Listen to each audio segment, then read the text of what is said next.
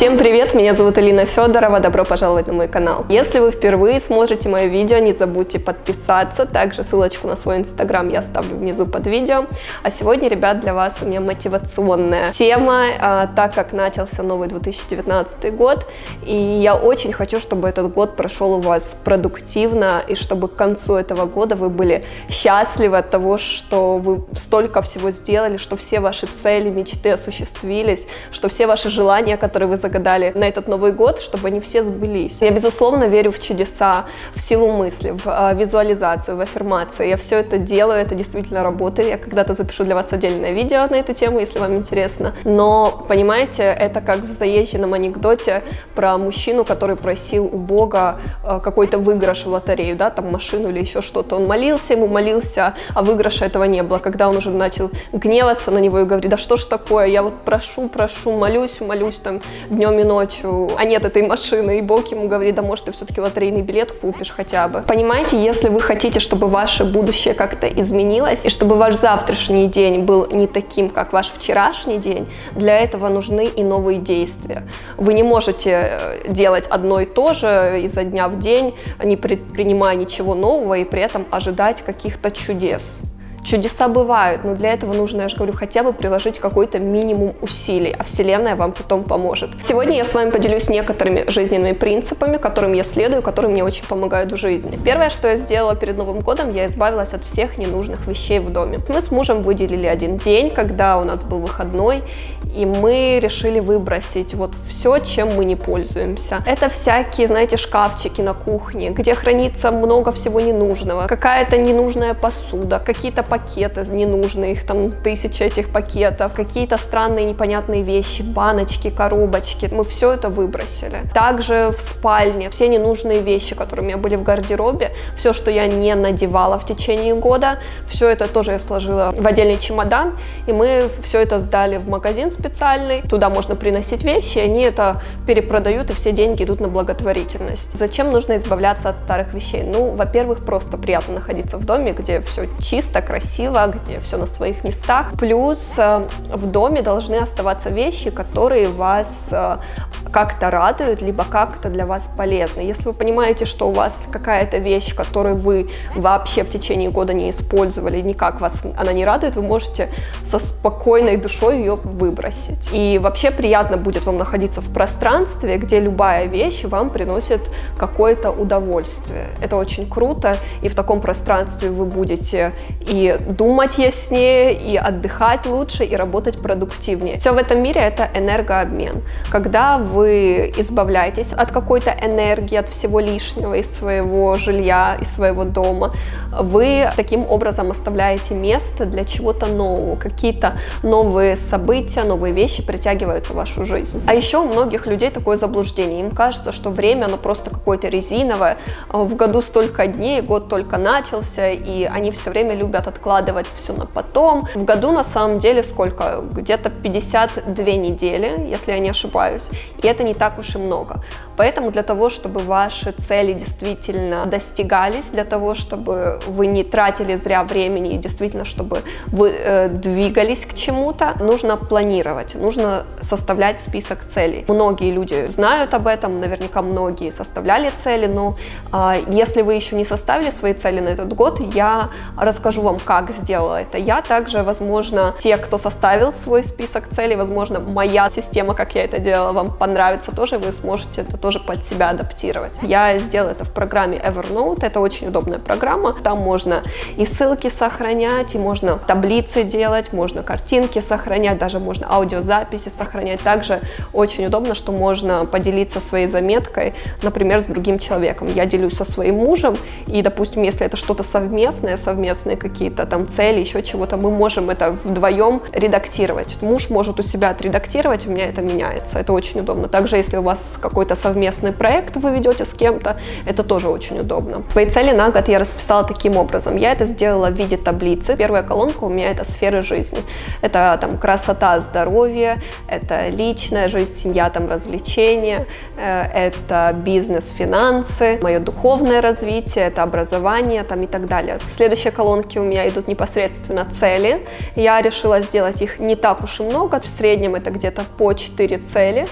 И в третьей колонке это отчет о выполнении. Я сделала такую таблицу еще на месяц и на год. Вообще в идеале, чтобы действительно это работало, чтобы этому следовать, нужно каждое утро проверять эту таблицу, нужно освежать у себя в памяти то, что вы записали, потому что действительно информация, она как-то стирается, забывается. У вас были какие-то цели, но вы забываете и как будто отклоняетесь от курса. Появляются какие-то проблемы, там какие-то свои жизненные ситуации, какие-то другие цели. И понимаете, вот эта вот приоритетность, она как будто теряется. Каждую неделю, например, в воскресенье, нужно делать отчет о том, что вы сделали за неделю, смотреть на свои цели и отмечать, что вы сделали, а что нет. И вот этой вот третьей колонке отчетности нужно написать, почему вы не сделали это. Найти себе оправдание, не знаю, как у вас там было. Вы это делаете для себя, для того, чтобы понимать, почему у вас не получается достигнуть той или иной цели, которую вы поставили себе на неделю. Это очень важно. Если вы что-то не выполнили на этой неделе, вы просто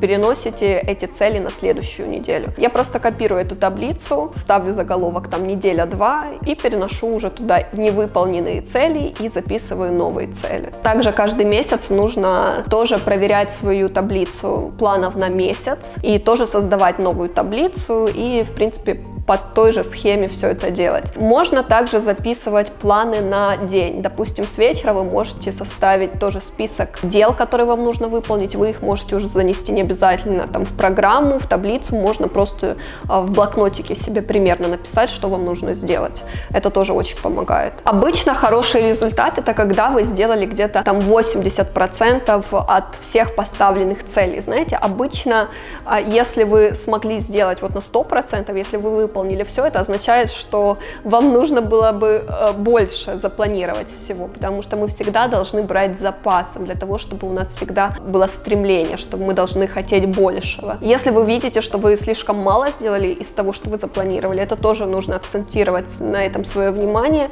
и тоже нужно понимать, куда у вас уходит время, почему у вас не получается достигать этих целей, и тоже как-то это редактировать под себя. Если вы хотите как-то улучшить качество своей жизни, если вы хотите стать успешным человеком, ваши шансы просто в разы возрастают, если вы будете это делать, потому что все чего-то хотят, у всех такие грандиозные планы, мечты, особенно много энтузиазма, да, перед Новым годом, все мы там ожидаем чудес в Новом году и всего мы хотим, а по факту получается у большей части населения, у 90%, я, наверное, без преувеличения сейчас скажу такую огромную цифру, у людей год проходит в основном так же само, как и предыдущие. Мы снова попадаем в эту рутину, день сурка, и все остается на месте, ничего в нашей жизни не меняется. И для того, чтобы действительно произошли какие-то чудеса, нужно приложить какое-то к этому усилие. И вот тот процент людей, которые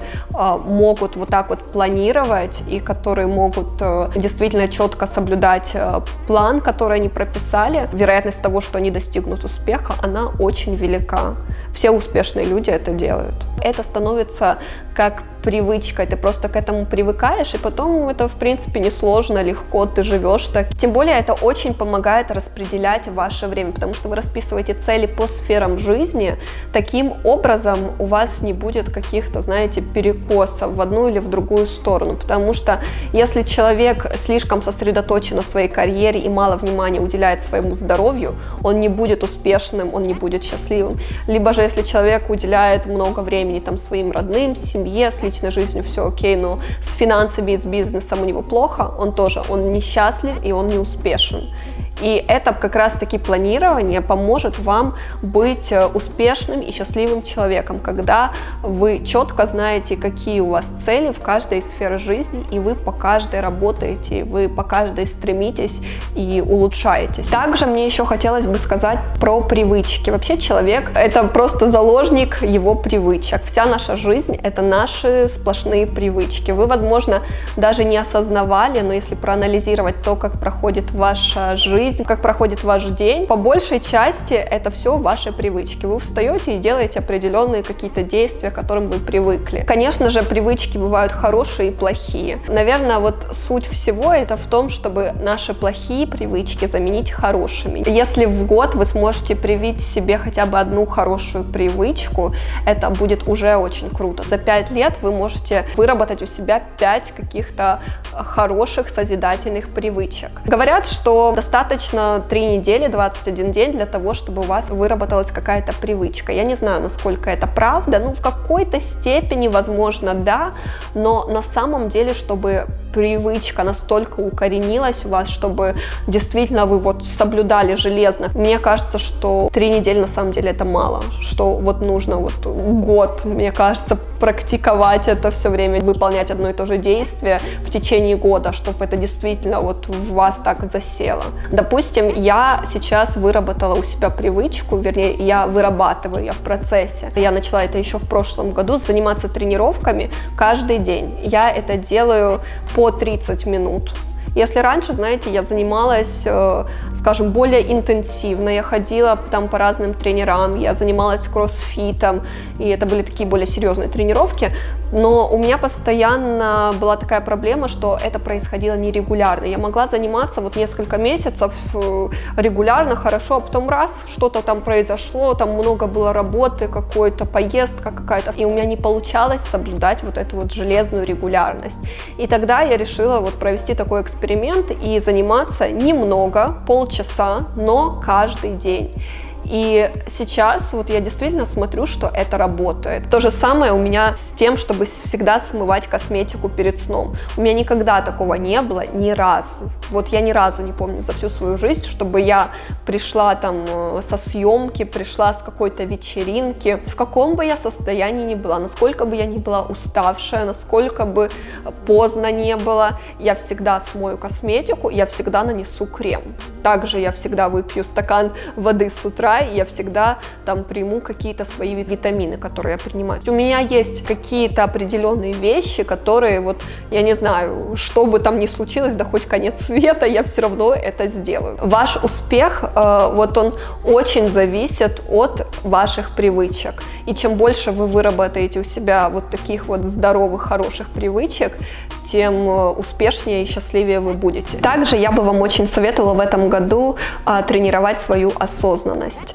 Просто смотрите, на чем концентрируется ваше внимание. Если вы читаете какую-то информацию, просто обращайте внимание, что вы читаете, нужна ли вам вообще эта информация, какое у вас настроение после нее будет. Если это какие-то плохие новости, зачем это вам нужно? Если это просто какая-то страничка в Инстаграме, вы понимаете, что вы уже там полчаса смотрите какие-то непонятные картинки, и то, что не несет никакой смысловой нагрузки, то, что у вас просто отнимает время, просто акцентируйте свое внимание на этом, говорите себе: стоп, стоп, стоп, так, куда мое время уходит? За это время я уже мог бы сделать полноценную тренировку в спортзале, а я котиков рассматривал. Если вам неприятна какая-то компания, если вы не хотите идти на какую-то встречу, если вы понимаете, что эта встреча для вас будет бессмысленная, либо же эта встреча не принесет вам никакой пользы, умейте сказать нет и не ходите туда. Потому что действительно жизнь у нас одна, время у нас очень ограниченное, и все, что происходит в нашей жизни, мы должны, все наши ресурсы, всю нашу энергию мы должны направлять на наше развитие, на наш рост, и мы не должны растрачивать наше время драгоценное на какие-то вещи, которые нам не нужны в нашей жизни, которые нас, может быть, даже разрушают. Во-первых, это информация в интернете, которой сейчас очень много, все эти социальные сети, вся эта реклама, это телевидение, радио, там фильмы, сериалы, то есть вся вот эта вот информация, которая сейчас просто переизбыток, научитесь ее фильтровать и отбирать для себя то, что действительно принесет вам какую-то пользу, то, что вам подарит хорошее настроение, и то, что как-то вас мотивирует на что-то. То же самое с окружением, это тоже очень важно. Вы должны очень фильтровать ваше окружение, те люди, с которыми вы чаще всего общаетесь. Нельзя ни в коем случае общаться с какими-то энергетическими вампирами, с какими-то токсичными людьми, которые вас как-то расстраивают, которые вас обижают, которые вас демотивируют. Вы — это средняя 5 человек, человек, с которыми вы чаще всего общаетесь, ваше самое близкое окружение. И даже если вы не хотите это признавать, либо вам неприятно, если вас окружают не те люди, и, как вам кажется, которые хуже вас и так далее, но это факт. Те люди, с которыми вы общаетесь, вы в какой-то степени это часть этих же людей. Вы постоянно обмениваетесь энергией с этими людьми, вы разговариваете, вы тратите на них свое время, свою энергию, вы там проводите какое-то время вместе, там, будь то досуг, либо работа, и вы впитываете это в себя. Когда вы действительно осознаете это, вы будете очень разборчивы в людях, в своих друзьях, с теми людьми, с которыми вы чаще всего проводите время. В моем окружении не так уж и много друзей, но все эти люди, с которыми я общаюсь, они действительно классные. Это люди, которые меня восхищают, с которыми мне приятно проводить время, и действительно, у которых я могу чему-то научиться, которые меня мотивируют, которые меня вдохновляют, и муж у меня тоже такой же человек. Есть категория людей, которые окружают себя только наоборот людьми, которые по всем параметрам наоборот отстают от них, и таким образом им комфортно, потому что они, так сказать, тешат свое самолюбие, они самоутверждаются за счет других людей, которые, так сказать, уровнем, порядком ниже. Понятное дело, ну да, вам будет комфортно, вам будет хорошо, вы будете там чувствовать себя такой некой королевой, но при этом никакого роста у вас не будет происходить. Так вот, когда вы общаетесь с успешными людьми, вас это мотивирует, и вы действительно растете, вы тянетесь к их уровню, и действительно, в конце концов, вы становитесь такими же, как они. Я очень надеюсь, что это видео вас замотивирует, чтобы взять свою жизнь под контроль, чтобы этот год стал максимально продуктивным и успешным для вас, чтобы осуществились все ваши задумки, мечты. Если видео вам понравилось, ставьте лайк, а мы с вами, как обычно, увидимся в новых видео. Всем пока!